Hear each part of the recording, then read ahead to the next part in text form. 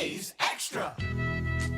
For the best coverage of Anglers baseball, it's the Hook Podcast. It's gone into the Cardinals bullpen. Evan Longoria has tied the game at 4. Swing and a miss, strike 3. Jeff Belge loads the bases and somehow dances his way out of the jam. It is long gone. It's another torque bomb. Now to your hosts, Ben Shulman and Emmanuel Berbari. 2021 episode 2 of The Hook alongside Ben Shulman, Emmanuel Berbari with you. Ben, how's everything going on up in Syracuse? It's good. It's uncharacteristically warm, although I guess it's April, so it should be warm. But getting that 60s, 70, even a little bit maybe in the high 70s to touch 80-degree weather is nice. I'm not burrowed in by the snow anymore, so Syracuse is turning into a much nicer place. How is it down south, per se, at Fordham? First time I've heard Fordham referred to as down south, but in the context of Syracuse, it'll do.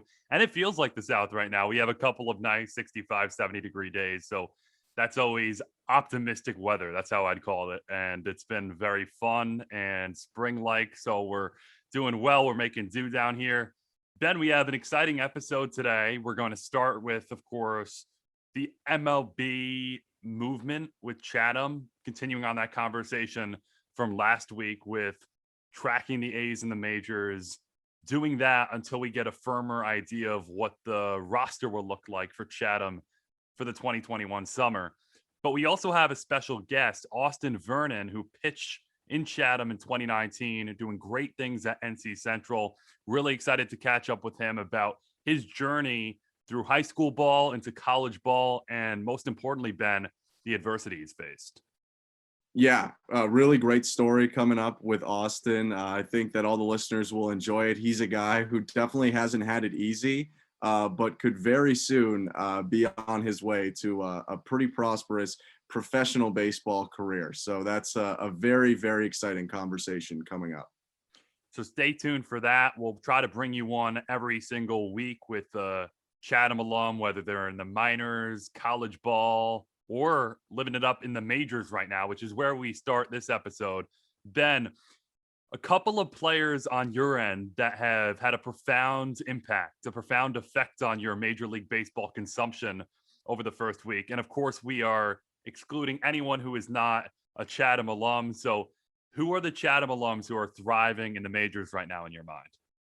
Well, of course, we're excluding non-Chatham alums because I only watch Chatham alums. But I mean, the one that pops to mind first is the one who plays for my hometown team, the Toronto Blue Jays. TJ Zoic comes in for his first start of the season and goes 4 scoreless innings. Didn't, get the opportunity to go that deep considering he's a young guy.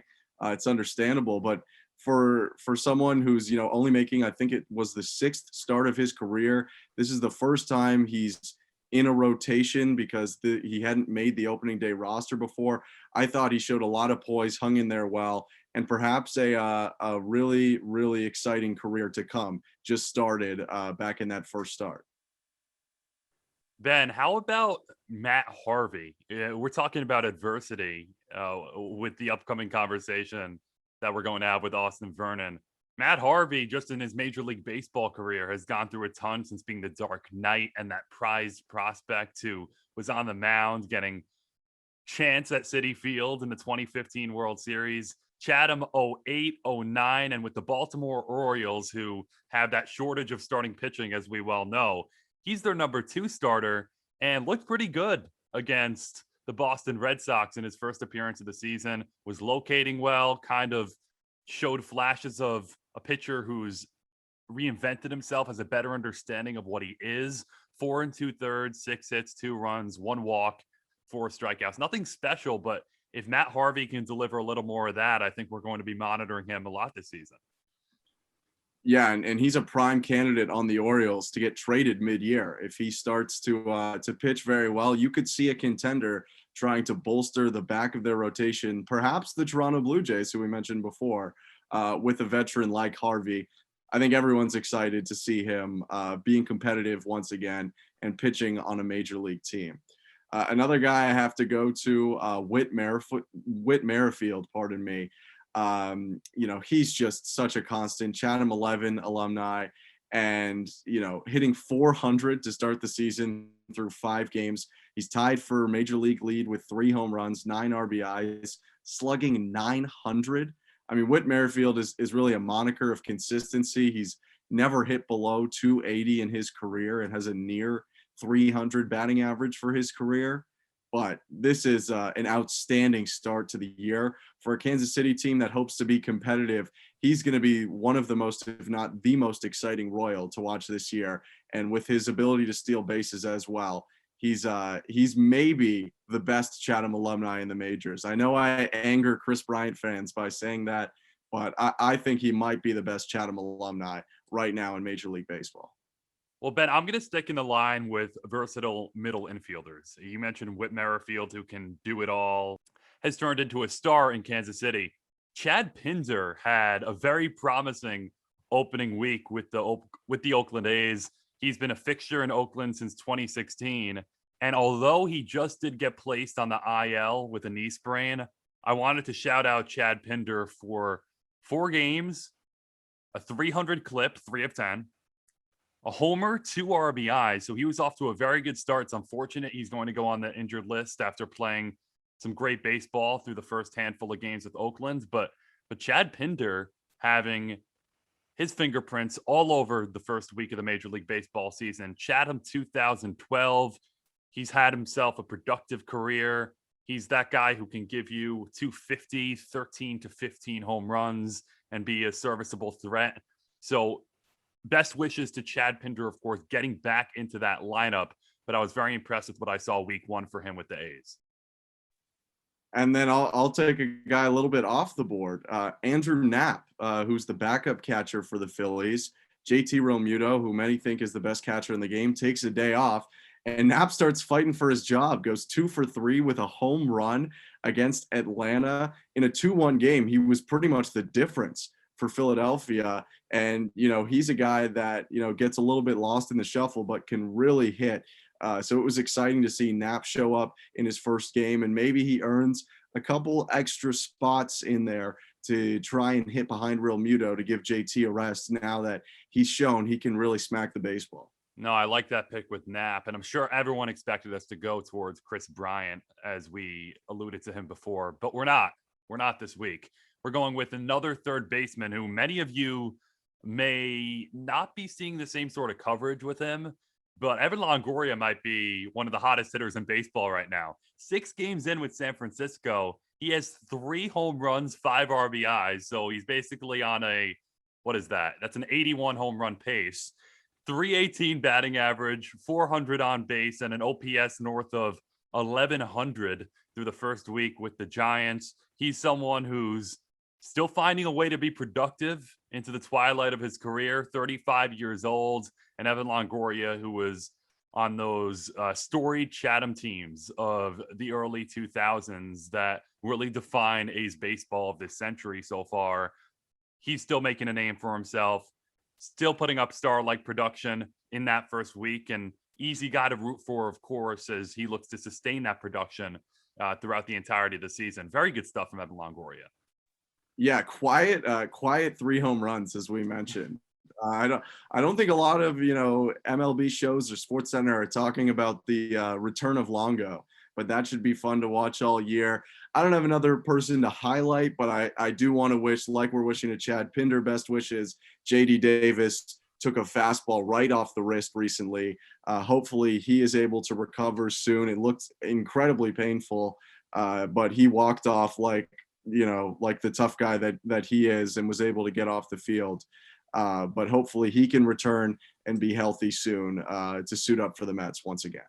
Well, speaking of injuries, speaking of returns, speaking of adversity, that's something that Austin Vernon, our guest on this week's episode, has had to go through a lot of. He's basically had the gauntlet thrown at him. And in 2019, if you followed the A's, he had a profound impact on that team that summer.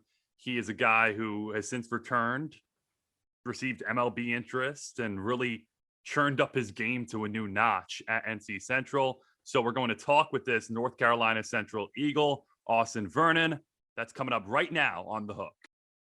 Special guest joining us today on The Hook. It's North Carolina Central right-hander, Chatham 19, Austin Vernon. Austin, good to be with you. Good being with y'all too. Thank you for having me. Austin, you're off to a stellar start to the season, 47 strikeouts in 23 innings. What's been clicking for you so far?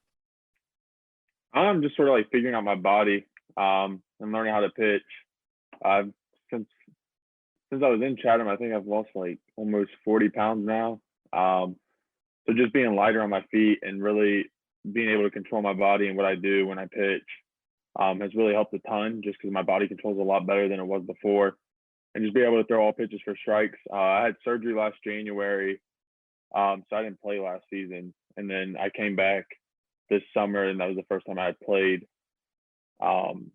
since Chatham, basically. And I finally figured out stuff.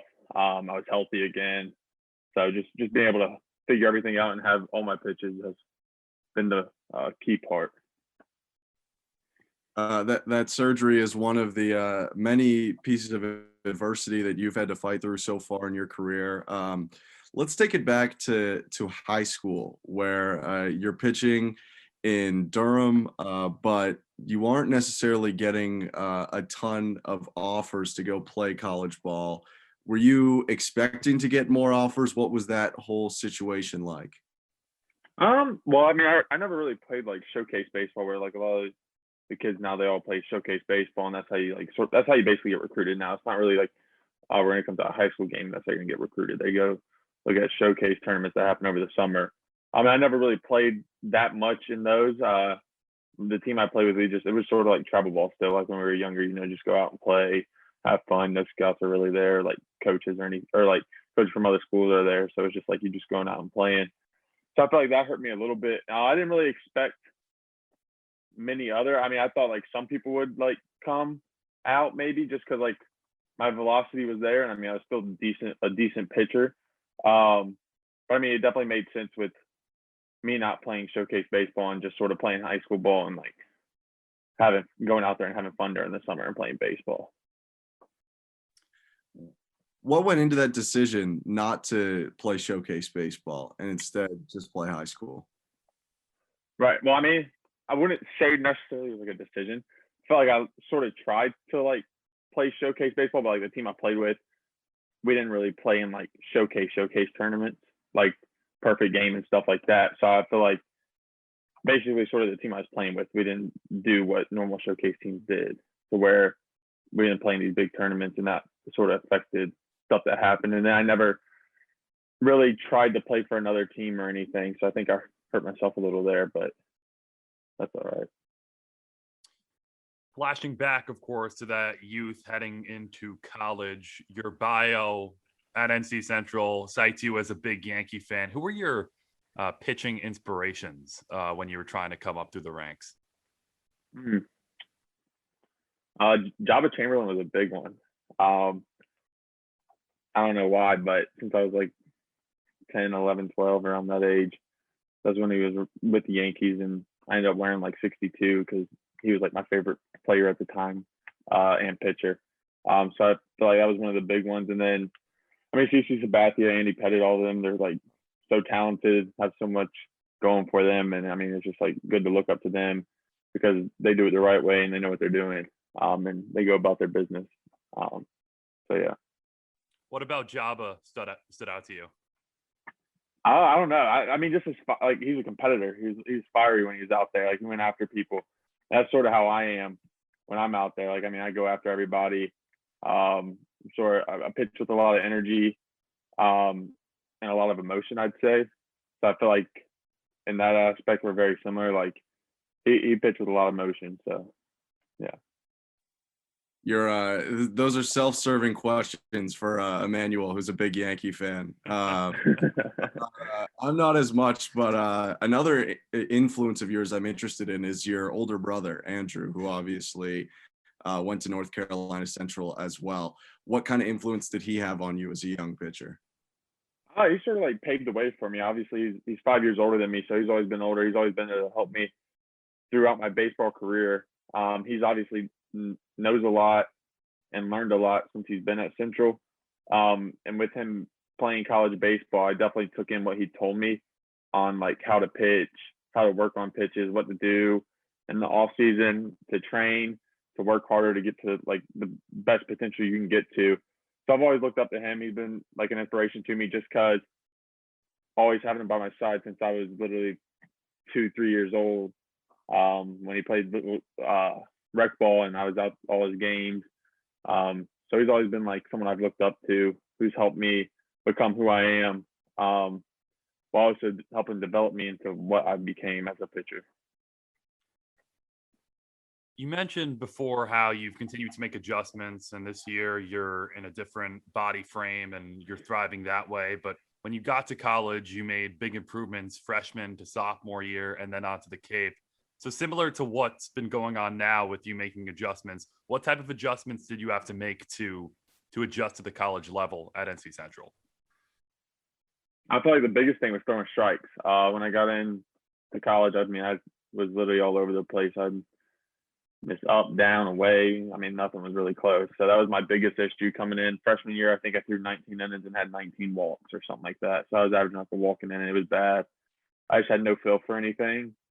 I didn't really know how to pitch at that point. I was just out there throwing the ball because I could throw decently hard at that point.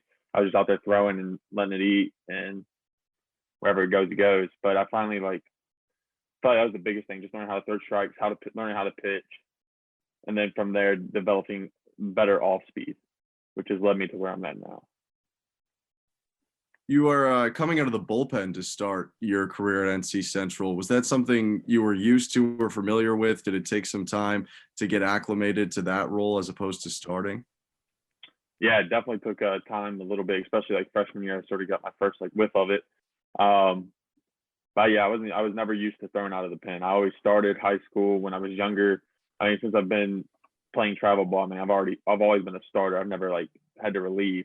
So having to come in and learn how to relieve my first year in college was definitely tough, but learning experience, and it's completely different. You have to have a completely different mindset going into a game as a reliever than a starter. Two completely different things. You can't have the same mindset in both those situations. They just got to be completely different because you're taking on different roles, in which there's going to be different outcome where like you come into a game and you're a reliever, runners are on base or something like that. Whereas a starter, you just come in with fresh innings usually. So that's like a big adjustment I had to make because I wasn't very good at pitching with runners on. So yeah. Austin, your time in Chatham, so many cite how special a place the Cape is, of course, but just to have success and to show that you belong among some of the best college talent in the country, how much of a mental switch did that turn on entering the latter half of your college career? I feel like that helped a lot, honestly. Like just knowing that, hey, I can compete with the best of the best. So why not take this back with me and go compete against who I compete against on a daily basis? I feel like that was a big key in like my development. Also with like the resources we had there and all the, great players we have from big schools. Just picking their brains and like getting to know what like they do, how they pitch. I had Dennis Cook as our pitching coach. That dude knows so much. He's amazing, and he's helped me a ton while I was there. And that's sort of like I took that a lot of information from that to help develop into my game. And I feel like that's been, I don't know, I feel like it gives you sort of like a confidence booster going out there and being able to perform. You mentioned some of the mechanical advice, some of the overall baseball advice you might have received to eventually have that confidence boost. What was maybe the best piece of advice you received, like tangibly at Chatham, that had a difference on your game? Well, one day I was throwing with Cook and my curveball kept throwing it. It was backing up. And that was like, really at the time I had fastball, curveball, changeup, and that was it. So, I mean, if I didn't have my curveball, I was sort of screwed because you can't just pitch with fastballs. I mean, you can pitch with fastball, changeup, but it's a lot harder. You can't spin something. So I kept backing everything up and I couldn't figure it out. And he goes, shorten up your stride like this much. So I shortened it up and literally it was just like, I finally found everything. And then my curveball was there. And so I've always taken that with me. Like if my curveball's ever like backing up on me, I'm like, all right, shorten up that stride just a little bit. And you really can get out front. So yeah. I'm exposing myself a little bit for stalking your social media, but on your Twitter, your profile picture and cover photo, I think they call it on Twitter as well. Both you in Chatham. Obviously, a lot of good baseball experiences with top players, but how about the personal experiences as well? Are you still friends with a lot of the guys that you played with, and how was that just living in Chatham and meeting everyone that summer? Yeah, no, I am still friends with a lot of them. I still talk to a couple of them. I wouldn't say on a daily basis, but like a decent amount throughout the year. That was great meeting all those dudes. All of them are great dudes, great people who like you want to keep around and having like your corner sort of. A lot of them know baseball a lot. They know a lot more than I did, and I learned a lot from them just in that aspect. But then a lot of them were just great dudes, and they were good people to have around, and like very good energy. They were all like very chill, very sociable. Yeah, they're just like gonna be like sort of lifetime friends that you'll have around, and you'll reach out every now and then, talk to each other or whatever. But yeah, a lot of them I still do keep in contact with and make sure they're doing good and seeing how they're doing and whatnot. After Chatham, of course, you have an injury, you recover, and you get back to this point. How difficult was that at this stage to kind of stay present, stay in the moment as you go through that, and still look towards better days pitching? Right. I mean, at first I would say like I was like when I heard I had surgery, I was like, wow, this sucks. But then after like when I got told I had to have surgery, after like I heard like yeah you have to have it, they were like yeah you're in a sling for three weeks and then you start throwing. So I was like oh that's not too bad. I was like I'll be short recovery, like I'd be back by the end of the season. So I sort of kept my head up and stayed positive with it. Everything happens for a reason. It's all God's plan. So I definitely just went with the flow and whatever happened happened.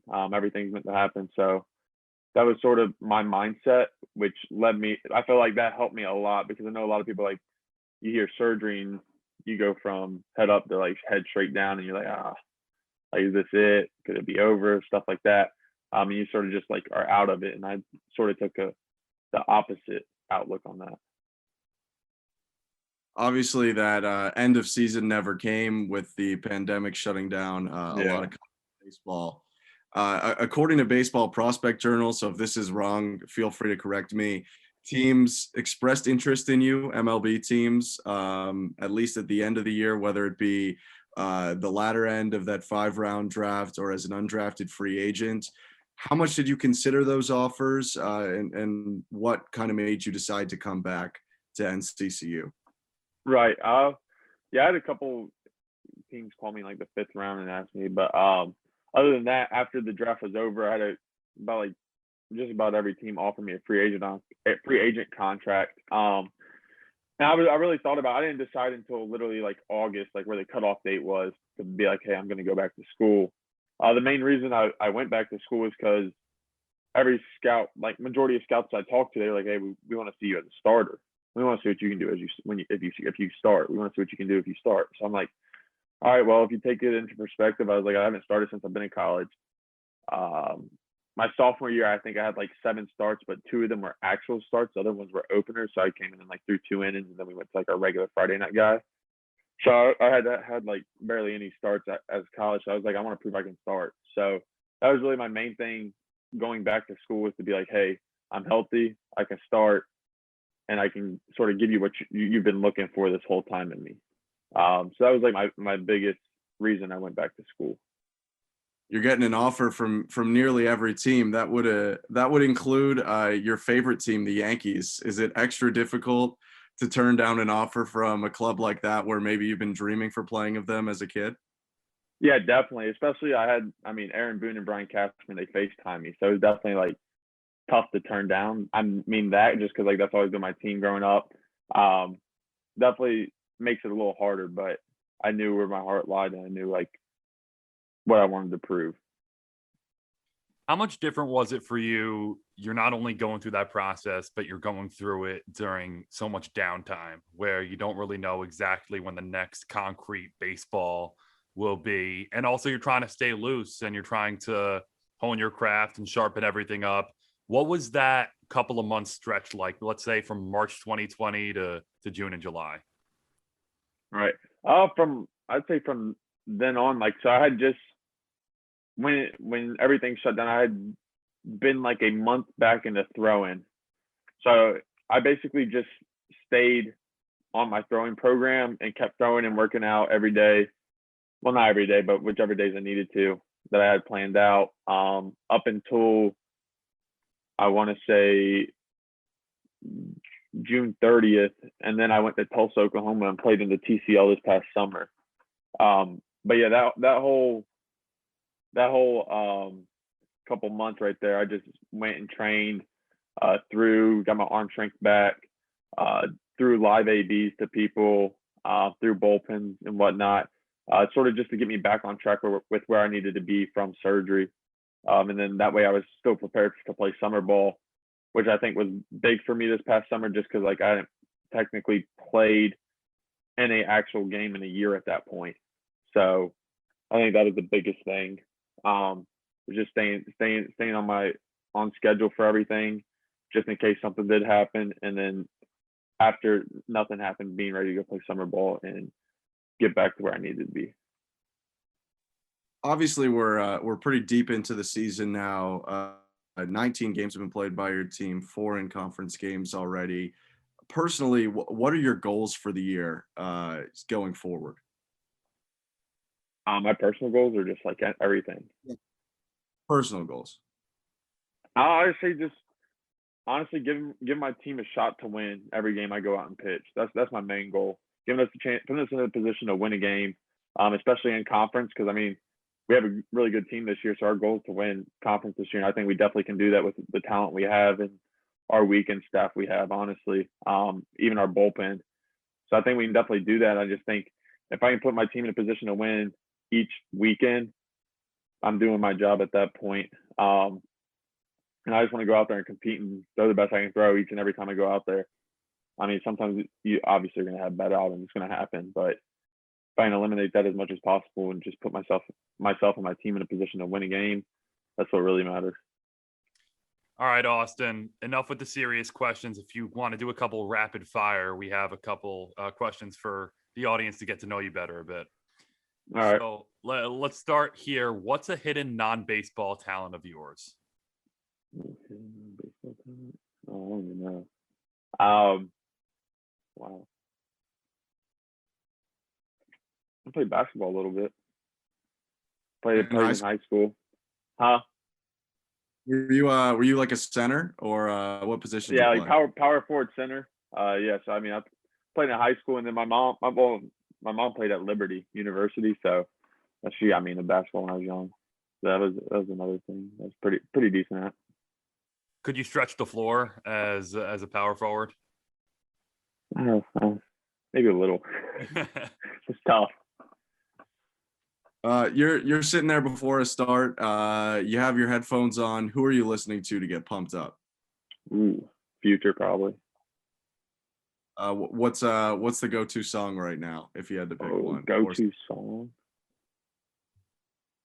Sheesh. Go-to It song doesn't right have to now. be. Could be a playlist. It could be a playlist. Yeah. Well, I just have like my own playlist that's like a vibey playlist that has a little bit of everything. So that's what I mainly listen to. Current MLB pitcher comparison for you. Tyler Glasnow.